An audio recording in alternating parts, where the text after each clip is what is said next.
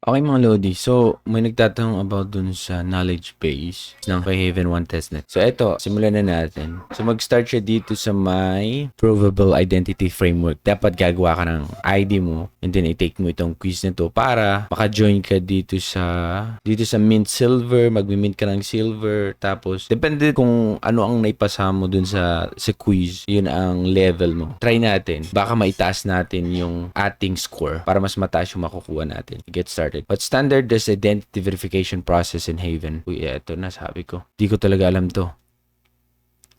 KYC. Ang sinagot natin to KYC. So, tama siya. Continue. So, which blockchain technology is Haven1 compatible with? Enables seamless integration with existing Ethereum-based application. So, ito ay, ayan, EVM Ethereum Virtual Machine. So, submit natin. Ayan. Next. Which of the following best describes Haven's approach to the deployment of smart contracts?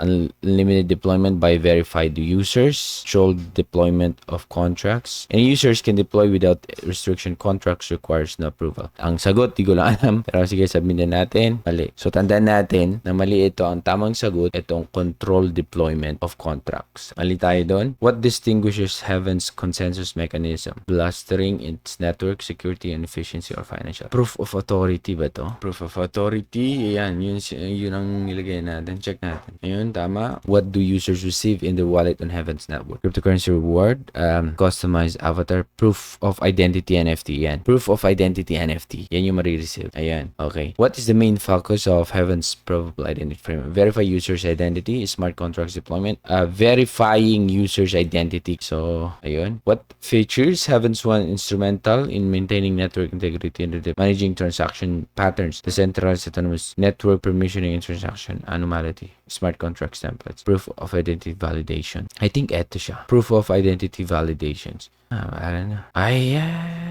anomaly. Okay? So, what features? Tandaan nyo yan. Para perfect sa inyo. For what purpose does Haven1 utilize Fireblocks? Not sure lang naman. Baka mali ko to mga Lodi. Okay? Pero try natin to. Ito ata. Enterprise grade multi-layer security. Bahala na. Ayun, tama siya.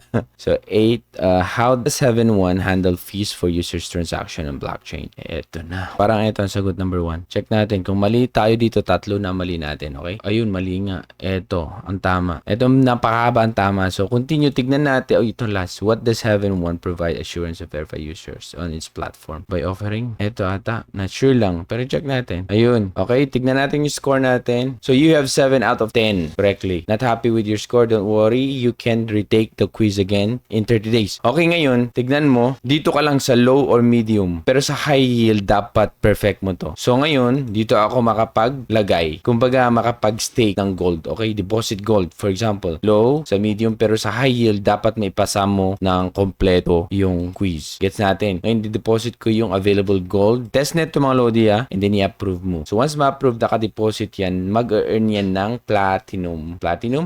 And then make sure next, approve. Ayun. And then deposit. Confirm.